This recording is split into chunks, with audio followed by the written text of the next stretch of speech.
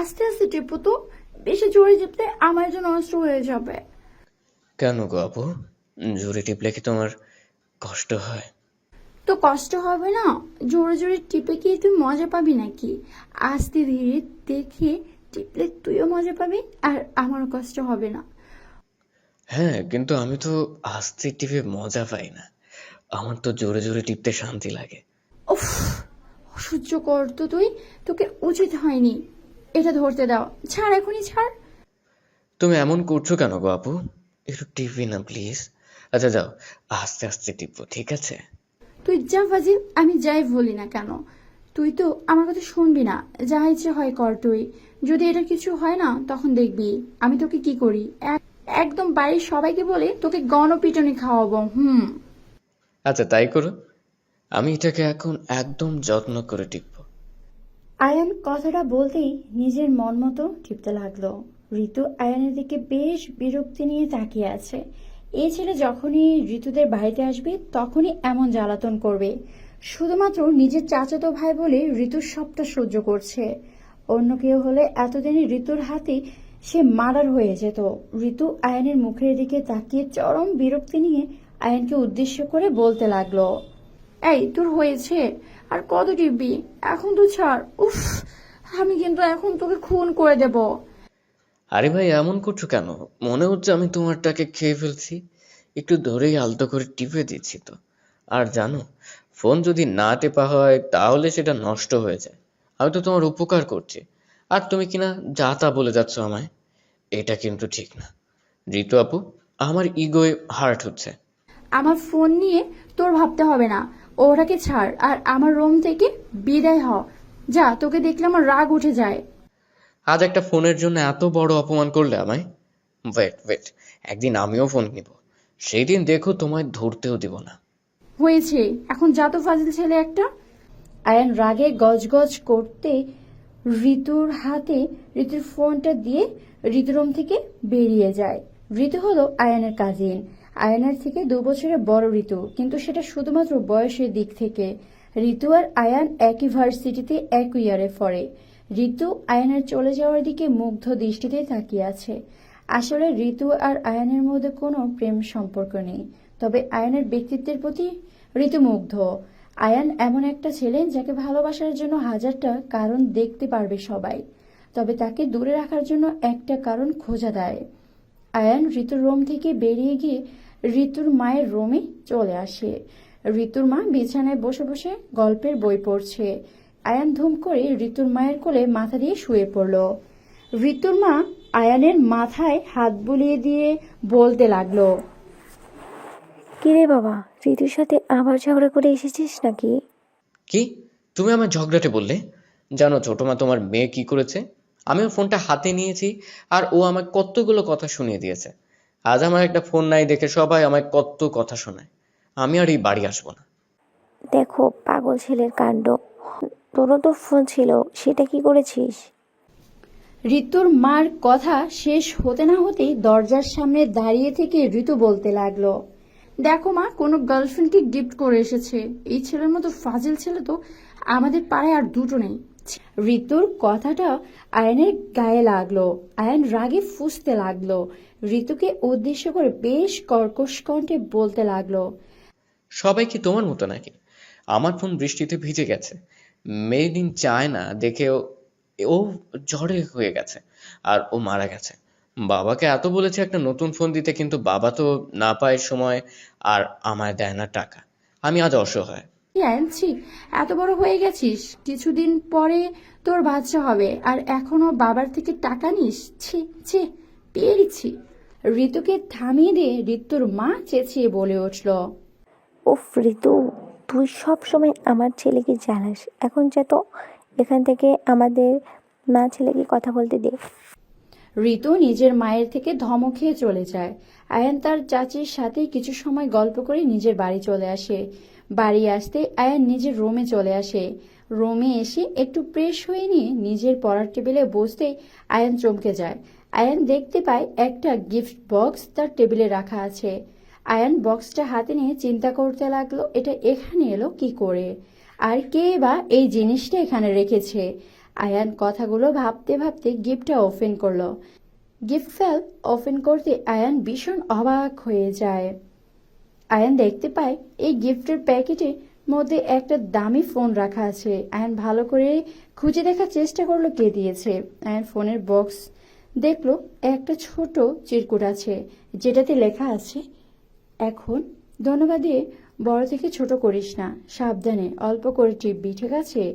আয়ান চিরকুটটা পরে মুচকি হেসে ফেললো। আয়ানের বুঝতে আর বাকি নেই এই কাজটা কে করেছে। রাতে অনেকটা লেট করে ফোন টিপে ঘুমাতে যায় আয়ান, তাই সকালে ঘুম থেকে উঠতে অনেকটা লেট হয়ে যায় তার। আয়ান ঘুম থেকে উঠে দেখতে পেল ভার্সিটি যাবার সময় প্রায় পেরিয়ে গেছে। আয়ান দ্রুত ফ্রেশ হয়ে নাস্তা না করে বাড়ি থেকে বেরিয়ে চলে যায় ভার্সিটির দিকে।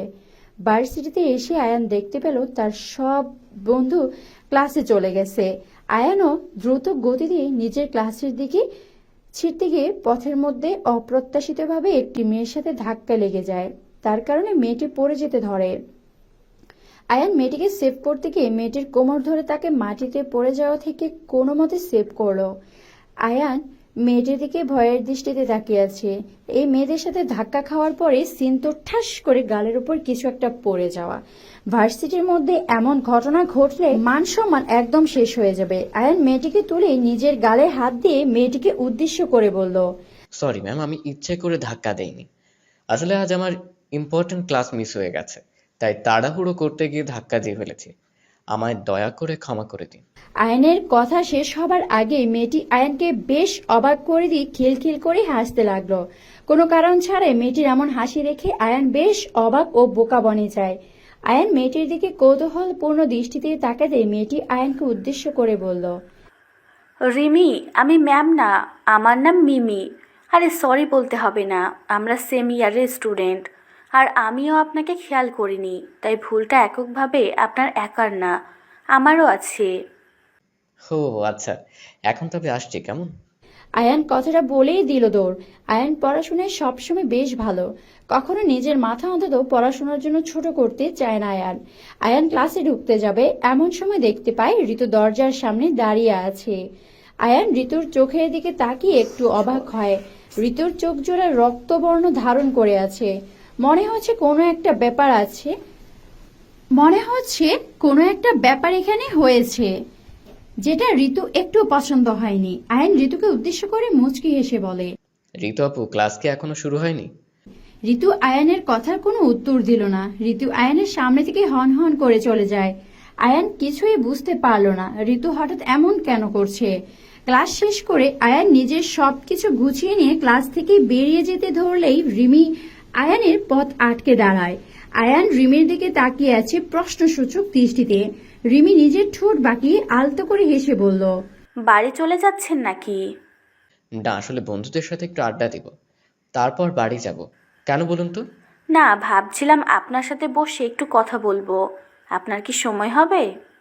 রিমির কথা শুনে আয়ান মুচকি হেসে কিছু বলতে যাবে, ঠিক এমন সময় হঠাৎ করে আয়ানের পেছন থেকে কে একজন এসে আয়ানের শার্টের কলারটা ধরে টান দিয়ে আয়ানকে সাইডে টেনে নিয়ে রিমিকে উদ্দেশ্য করে বলল, কেন গো বোন, তোমার কি এই ভার্সিটিতে আর কোনো ছেলে চোখে পড়েনি?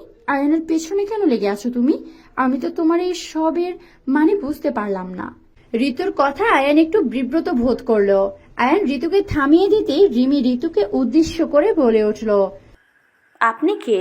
আর আমাদের দুজনের মাঝে কথা বলার মানেটা আগে ক্লিয়ার করুন, তারপর আমি আপনাকে ক্লিয়ার করে বলছি আমি আয়ানের পেছনে কেন লেগে আছি। আরে রিমি, ঋতু আপু আমার কাজিন, ওনার কথা কিছু মনে করো না। আমি আসলে ঋতু আয়ানের শার্টের কলার চেপে ধরে আয়ানের দিকে অগ্নি দৃষ্টি নিক্ষেপ করে আয়ানকে উদ্দেশ্য করে ভীষণ কর্কশ কণ্ঠে বলতে লাগলো, তুই ওকে কেন আমাদের মাঝে পরিচয় দিবি? আর এই মেয়ে এখনো নির্লজ্জের মতো দাঁড়িয়ে আছো কেন এখানে? যাও বলছি, আর কখনো আয়ানের আশেপাশে আমি তোমার মুখ দেখতে চাই না, বুঝতে পেরেছো? যাও। ঋতুর ধমক খেয়ে রিমি মিনমিন করে চলে যায়। ঋতু এখনো আয়ানের কলার চেপে ধরে আছে। আয়ানের দিকে এমন দৃষ্টিতে তাকিয়ে আছে, সে মনে হচ্ছে এখনই আয়ানকে গিলে খাবে সে। আয়ান ভয়ে ভয়ে ঋতুকে উদ্দেশ্য করে বলল, আপু, আপনি এমন করছেন কেন? আমি কি কোনো ভুল করেছি? সরি আপু, এমন করিয়েন না। কলেজের সবাই আমাদের দিকে তাকিয়ে আছে, আমার মান সম্মান। ঋতু চিৎকার করে আয়নকে থামিয়ে দিয়ে বলতে লাগলো, তোর সাহস হয় কি করে কলেজে এসে অন্য মেয়ের সাথে এমন অসভ্যতামি করার? তোর কলেজে এত বড় কি করে হলো? আমার সামনে তুই ওই মেয়ের সাথে কথা বলিস? আজ তোকে আমি খুন করে দেব। তুই শুধুমাত্র আমার সাথে কথা বলবি, আর কোনো মেয়ের সাথে তোর কথা বলার পারমিশন নেই, ওকে? এটা কেমন কথা আপু? আমি আমার ইচ্ছে মতো কথা বলতে পারবো না? আমার যার সাথে ইচ্ছে তার সাথে কথা বলবো। আমি তো আপনাকে কখনো কারোর সাথে কথা বলতে বারণ করি না। তবে আপনি কেন আমায় বারণ করছেন? এই চুপ! মেয়ে দেখলেই তোর মনের মধ্যে খুশির ঢেউ খেলে যায়। আমি কি তোর মতো নাকি যে ছেলে দেখলে পাগল হয়ে যাব, আর তাদের সাথে হেসে হেসে গায়ে পড়ে কোথায় না কোথায় হাত দিয়ে কথা বলবো? আপু, এসব কি বলছেন আপনি? আমি এমন... চুপ কর আয়ান, শাক দিয়ে মাছ রাখার চেষ্টা করিস না। এটাই তোর শেষ সুযোগ। আর কখনো তুই কোনো মেয়ের সাথে কথা বলতে পারবি না, কথাটা মাথায় ঢুকিয়ে নে। ঠিক আছে আপু।